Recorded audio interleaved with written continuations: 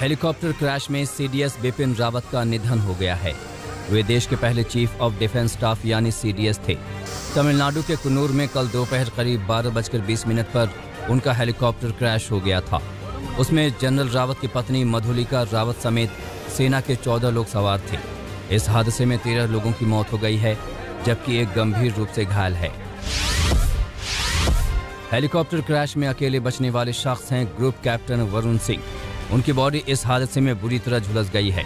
वे Wellington के military अस्पताल में भर्ती हैं। पिछले साल तेजस फाइटर जेट उड़ाते वक्त उन्हें बड़ी तकनीकी दिक्कत का सामना करना पड़ा था, पर उन्होंने साहस नहीं खोया और विमान को सुरक्षित लैंड कराया। इसके लिए उन्हें शौर्य चक्र से नवाजा गया था। हादसे का शिकार हुए MI-17 V5 हेलीकॉप्टर में जनरल रावत, उनकी पत्नी के अलावा 12 लोग और थे।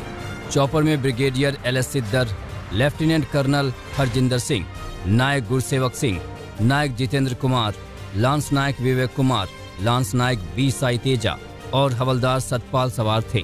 इसके अलावा 5 और लोग इस हेलीकॉप्टर में सवार थे। सीडीएस रावत के निधन पर प्रधानमंत्री नरेंद्र मोदी और रक्षा मंत्री राजनाथ सिंह ने दुख जाहिर किया है। मोदी ने ट्वीट में लिखा है, जनरल रावत बेमिसाल सैनिक थे, सच्चे देशभक्त थे और उन्होंने हमारी सेनाओं के मॉडर्नाइजेशन के लिए योगदान दिया। उनके जाने से मुझे गहरा दुख हुआ है। देश उनकी असाधारण सेवा को कभी नहीं भूलेगा। रक्षा मंत्री राजनाथ ने कहा कि रावत का असमय निधन देश और सेना के लिए कभी न पूरी हो पाने वाली क्षति है। गृह मंत्री अमित शाह ने बिपिन रावत के निधन को बड़ी क्षति बताया। वहीं राहुल गांधी ने ट्वीट किया कि इस दुख की घड़ी में भारत एक साथ है। सीएम योगी आदित्यनाथ और अरविंद केजरीवाल ने भी बिपिन रावत के निधन पर दुख जताया। वहीं पाकिस्तान, ऑस्ट्रेलिया, इजराइल, भूटान, श्रीलंका समेत कई देशों ने दुख जाहिर किया है।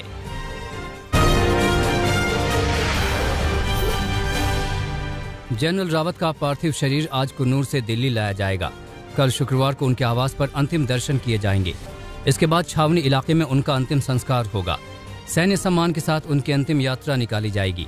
उनके करीबियों और रिश्तेदारों को दिल्ली लाने के इंतजाम किए जा रहे हैं।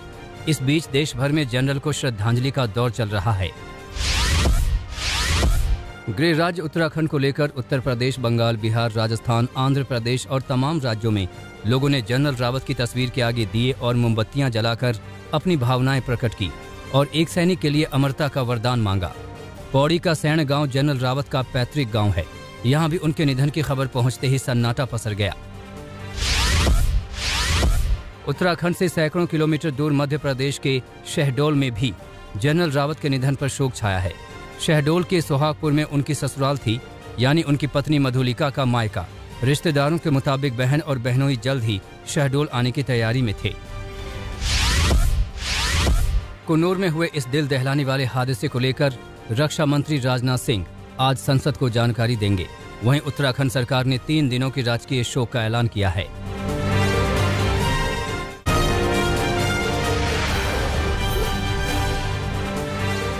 प्रधानमंत्री मोदी ने ही 31 दिसंबर 2016 को भारतीय सेना के 26वें सेना प्रमुख के तौर पर जनरल बिपिन रावत को चुना था। उस वक्त 2 और वरिष्ठों के मुकाबले प्रधानमंत्री के भरोसे का चेहरा बिपिन रावत बने थे। प्रधानमंत्री नरेंद्र मोदी ने देश के पहले चीफ ऑफ डिफेंस स्टाफ के निधन पर शोक जताते हुए उन्हें बेहतरीन सैनिक और सच्चा देशभक्त बताया है और सेना में रिफॉर्म करने के लिए जनरल रावत की तारीफ की। प्रधानमंत्री ने भी ट्वीट किया और जनरल बिपिन रावत को एक उत्कृष्ट सैनिक बताते हुए कहा कि वो एक सच्चे देशभक्त थे। उन्होंने हमारे सशस्त्र बलों और सुरक्षा तंत्र के आधुनिकीकरण में बहुत योगदान दिया। सामरिक मामलों पर उनकी अंतर्दृष्टि और दृष्टिकोण असाधारण थे। उनके निधन से मुझे गहरा दुख पहुंचा है। जनरल बिपिन रावत देश के पहले चीफ ऑफ डिफेंस स्टाफ थे। उस पद पर थे जिसकी मांग देश में करगिल युद्ध के बाद से हो रही थी। इसलिए 15 अगस्त 2019 को जब प्रधानमंत्री ने सीडीएस पद बनाने का ऐलान किया तो इसे रक्षा जानकारों ने बड़ा सैन्य रिफॉर्म बताया। जनरल रावत ने कई अहम ऑपरेशनों में हिस्सा लिया। सरहद चीन से सटी हो या फिर सीमा पाकिस्तान से सटी या इलाका पूर्वोत्तर का हो, सुरक्षा के मसले पर जनरल बिपिन रावत हमेशा हर चुनौती को पूरा करते रहे। यही कारण है कि जब देश में पहली बार चीफ ऑफ डिफेंस स्टाफ का चयन हुआ तो नाम जनरल बिपिन रावत का चुना गया। 4 दशक से ज्यादा लंबे सैन्य जीवन में उत्कृष्ट सैनिक, दूरदर्शी लीडर के तौर पर हमेशा जनरल रहे। यही कारण है कि कारगिल युद्ध के समय भारतीय सेनाओं के मध्य एकीकरण की समस्या दूर करने के लिए जिस चीज की जरूरत जताई गई, देश के लिए वो काम भी जनरल बिपिन रावत ने ही संभाला।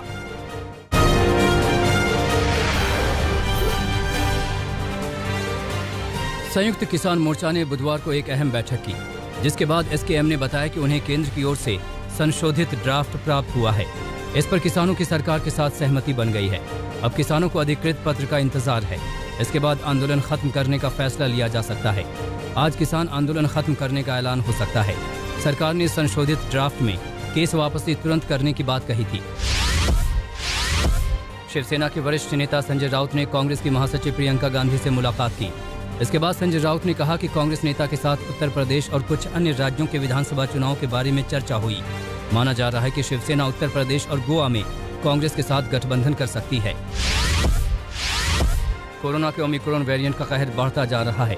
अब तक 57 देशों में इसके केस सामने आ चुके हैं। लगातार नए देश इसकी चपेट में आ रहे हैं। फाइजर का कहना है कि उसकी तीसरी डोज से ओमिक्रॉन से निपटा जा सकता है। बूस्टर डोज को ही बेहतर विकल्प बताया जा रहा है। कोरोना की दहशत के बीच महाराष्ट्र से अच्छी खबर आई है। राज्य का पहला ओमिक्रॉन मरीज डिस्चार्ज कर दिया गया है। उसको माइल्ड लक्षण थे। नाइजीरिया से आए 4 अन्य मरीजों की जीनोम सीक्वेंसिंग रिपोर्ट का इंतजार किया जा रहा है। इस बीच ओमिक्रॉन को लेकर केंद्र सरकार ने राज्यों को चिट्ठी लिखी है। इसमें आइसोलेशन एरिया में मरीजों के इलाज की हिदायत दी गई है।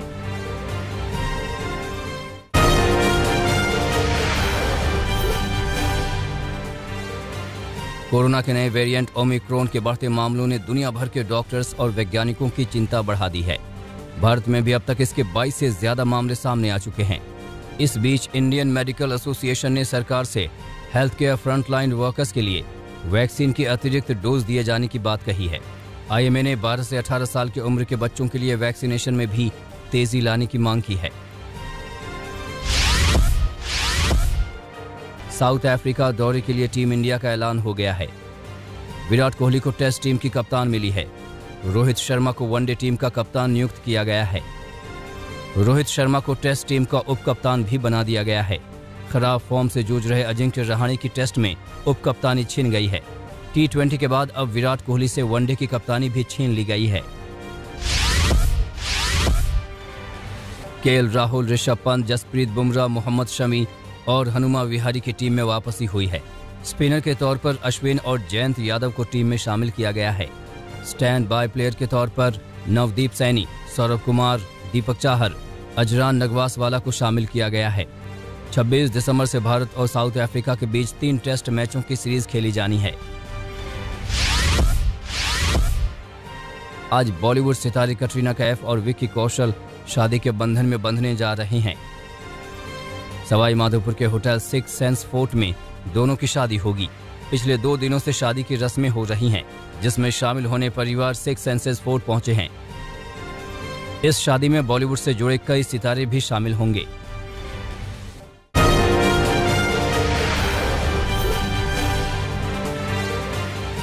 महाराष्ट्र के चंद्रपुर में एक बेटे ने अपने पिता की प्रेमिका की हत्या कर दी। मामला रामनगर थाना क्षेत्र का है। जानकारी के मुताबिक पिता के अवैध संबंध के चलते माहौल खराब रहता था। इसी बात से तंग आकर आरोपी ने अपने चचेरे भाई के साथ मिलकर पिता के प्रेमिका की चाकू से रेतकर हत्या कर दी। महिला अपने पति से अलग रहती थी और उसके 3 बच्चे हैं। पुलिस ने दोनों आरोपियों को गिरफ्तार कर लिया है। राजस्थान के बाड़मेर में अपने पुलिस क्वार्टर में एक महिला ने फांसी लगाकर जान दे दी। महिला का पति गुडामलानी थाने में कार्यरत है। महिला के पिता भी पुलिसकर्मी हैं। आरोपों के मुताबिक महिला को ससुराल पक्ष दहेज के लिए प्रताड़ित करता था। इसी बात से तंग आकर महिला ने खुदकुशी कर ली। पुलिस ने मामला दर्ज कर लिया है और आगे की जांच कर रही है। पानीपत में एक मिल में भयानक आग लग गई। तस्वीरें देखकर अंदाजा लगाया जा सकता है कि आग कितनी भयानक है। जानकारी के मुताबिक आग शॉर्ट सर्किट की वजह से लगी है। आग लगने से मिल में लाखों का सामान जलकर खाक हो गया। बताया जा रहा है कि दमकल की 6 से ज्यादा गाड़ियों में घंटों की मशक्कत के बाद आग पर काबू पाया। उत्तर प्रदेश के भदोही में बाहुबली विधायक विजय मिश्रा के ब्लॉक प्रमुख भतीजे और 3 अन्य पर गैंगरेप का मुकदमा दर्ज किया गया है। डीग ब्लॉक के ब्लॉक प्रमुख मनीष मिश्रा पर आरोप है कि उसने एक दलित महिला के साथ नौकरी दिलाने का झांसा देकर कई बार रेप किया।